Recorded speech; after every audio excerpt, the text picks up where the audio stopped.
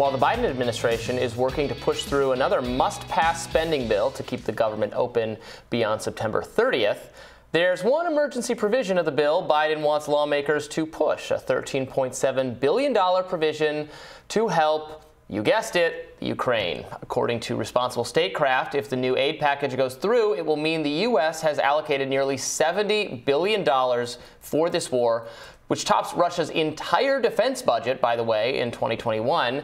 Meanwhile, Just Foreign Policy analyzed the spending and finds that if the request passes, the U.S. will have spent more than triple what the U.S. spent in Afghanistan in the first year after 9/11, adding that interest alone could cost an additional $14 billion over 10 years.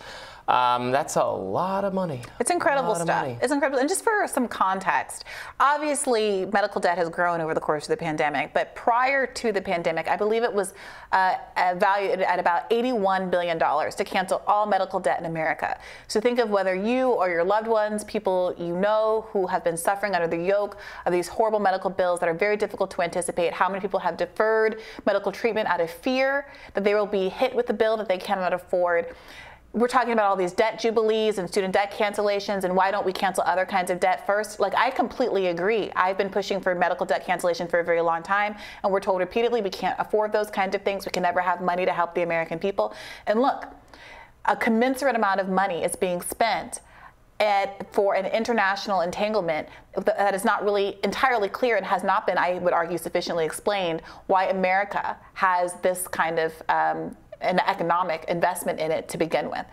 I think it really disrupts a lot of what we've been told historically about what the country can and cannot do, where money comes from, what kind of spending causes inflation, or what kind of spending is at least discouraged with that as an excuse. And I think the government, both parties, have a lot of explaining to do as you start to increasingly juxtapose our enormous, limitless military spending with the crises ongoing in Mississippi and any number of things in the United States that the money could be spent on. We always find money for this. We always find money for this, for foreign adventurism. And you know, we should remember, as we're comparing it to what was spent in Afghanistan, a massive amount of money, of lives lost in the wars there. For what benefit? We left. The country was returned to the control of the people we were fighting. We gave up eventually. That was what spending those resources got us there. So are we repeating that? Have we learned any lessons whatsoever? What is the compelling interest this time? Why is there never a limit? There's never this is what we're willing to do, this is what we're willing to spend, and then that's it. It always gets exceeded, far beyond what the appetite of the American people is. They're not even being consulted. No one cares what the American people think or want about. Yeah. Like, who agrees that we should be doing this? You will find, I'm sure there's some people, but you will find far less public sentiment in support of this than there is in Congress, where it's virtually universal. Some Republicans now against, maybe a few of the kind of more squad-leaning Democrats having some questions about this, although still not really publicly turning against it. It is virtual unanimity in the government. There's not unanimity of thought among the people. The people are wondering how and why this money is being spent like this. Yeah, absolutely. And it's curious. I'd be curious to see whether or not there are any kind of force the vote moments from whether or not it's the few people on the left or the few people on the right who are in Congress who have been publicly objecting to this war, at least demanding more of an explanation for our involvement. Whether or not Biden's broader package is in fact held up by some of these people on principle, as they can do, as Manchin and Sinema have been kind of famous in doing over the course of the Biden administration as a whole. You know, we have there's a different conversation happening right now about whether or not Bernie Sanders is going to hold up, I believe it's appropriations bills over the so-called Joe Manchin side deal to the climate package that everybody heralded, which would undo a lot of the climate progress in that bill. So I think this is a really interesting political moment that will teach the public a lot about what is possible and what is not, and to the extent to which politicians are willing to say they object to a lot of things, but ultimately, oftentimes get away with not actually putting their money where their mouth is.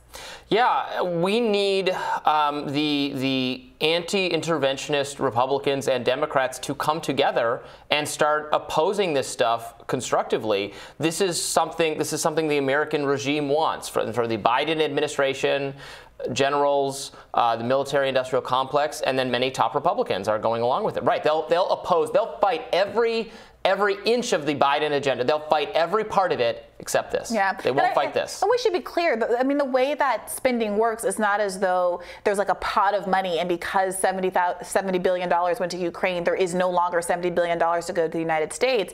I mean, that's not how the budget works. However, I think it is a demonstration of how the government is willing to spend, is willing to print money for one category of things, not another category of things. So even if they were to persist in Ukraine, I do think this is a leverage opportunity to say, okay, if you're willing to come up with $70 billion for Ukraine, why can't you help the citizens of Flint, Michigan, or Mississippi, or any number of the dozens, I think almost thousands of cities in the United States that are suffering from a water crisis or the other infrastructure issues that are really hurting Americans. You're right that it doesn't work exactly like a pot of money because the government can just print more money, that kind of thing. But doing that also has economic consequences, right? It arguably, many economists will argue, contributes to inflation.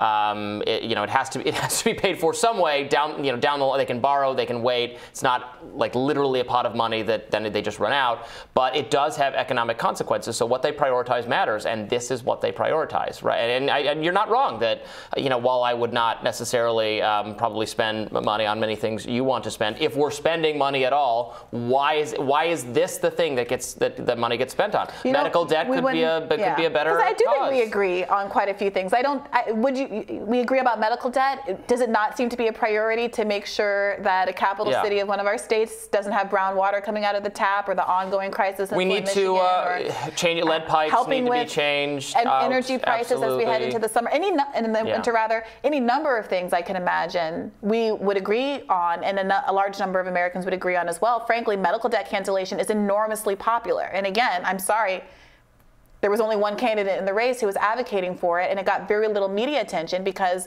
there is not an interest on Capitol Hill and among elites in actually doing things that serve the interests of the American people. So we'll continue to follow the story, and I, for one, am very happy that we're having more of a focus on the things that the American government can do, because so much of the conversation, oftentimes by elites, is a litany of excuses about why they can't do anything to actually help the people that they've been elected to serve. We'll have more Rising for you after this.